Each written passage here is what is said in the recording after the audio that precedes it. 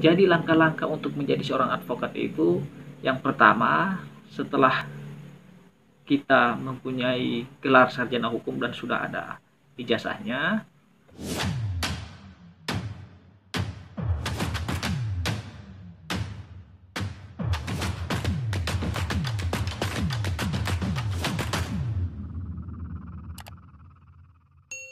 Assalamualaikum warahmatullahi wabarakatuh. Salam sejahtera untuk kita semua, sahabat ruang advokasi yang kami hormati. Di video kali ini kami hendak menjawab salah satu pertanyaan yang pernah diajukan di salah satu media sosial kami, yakni dari Koryati Simbolon. Jadi Koryati Simbolon ini kita belum mengetahui ya laki-laki atau perempuan. Baik, langsung saja. Pertanyaannya adalah, halo semuanya, salam kenal, saya baru bergabung. Sebelumnya saya ingin memperkenalkan diri. Saya saat ini sedang duduk di bangku kuliah dengan prodi hukum. Cita-cita saya ingin jadi pengacara. Nah, pertanyaan saya, pembagian hukum apa yang cocok untuk saya bisa jadi pengacara? Selanjutnya, bagaimana langkah-langkah untuk menjadi seorang advokat? Dan apakah prospek dari prodi hukum dapat menjamin? Baik, atas pertanyaan saudara, kami coba menjawab. Yakni yang pertama, pembagian hukum apa yang cocok untuk saya bisa jadi pengacara? Jadi pertanyaan ini untuk Anda mau jadi seorang pengacara, itu bisa dari pembagian hukum mana saja. Misalnya Anda konsentrasinya di hukum waris atau hukum keluarga, kemudian ada juga konsentrasi dari hukum pajak, dari hukum lingkungan, dari hukum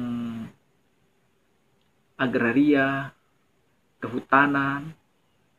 Itu banyak. Jadi advokat untuk menjadi pengacara atau advokat itu, yang penting dia harus sarjana hukum dulu atau sarjana hukum Islam. Dan ada beberapa yang telah ditentukan di dalam undang-undang advokat untuk menjadi dasarnya untuk menjadi seorang advokat. Kemudian yang kedua, selanjutnya bagaimana langkah-langkah untuk menjadi seorang advokat? Jadi langkah-langkah untuk menjadi seorang advokat itu, yang pertama, setelah kita mempunyai gelar sarjana hukum dan sudah ada ijazahnya, maka mengikuti pendidikan khusus profesi advokat PKPA di organisasi yang lain, karena setiap organisasi penyebutannya beda-beda. Ada yang menamakan pendidikan khusus profesi advokat, ada yang dinamakan pendidikan kemahiran advokat, dan lain sebagainya. Setelah mengikuti pendidikan, maka diadakanlah ujian profesi.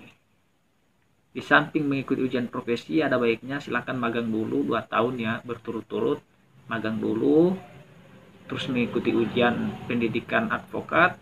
Kalau sudah lulus di situ, nanti akan peroleh sertifikat. Jadi sertifikat juga akan didapatkan pada saat mengikuti pendidikan profesi advokat itu. Sertifikat di situ dapat sertifikat pendidikan. Dan pada saat mengikuti ujian profesi advokat, kalau lulus akan mendapatkan sertifikat.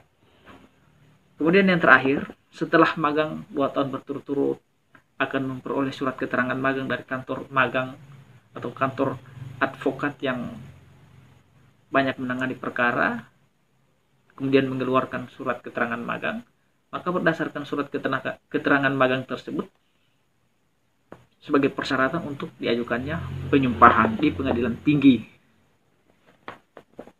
Nah, setelah diajukannya penyumpahan di pengadilan tinggi dan juga telah diangkat menjadi advokat atau pengacara, maka sudah bisa menjadi seorang advokat dan pengacara dan sudah bisa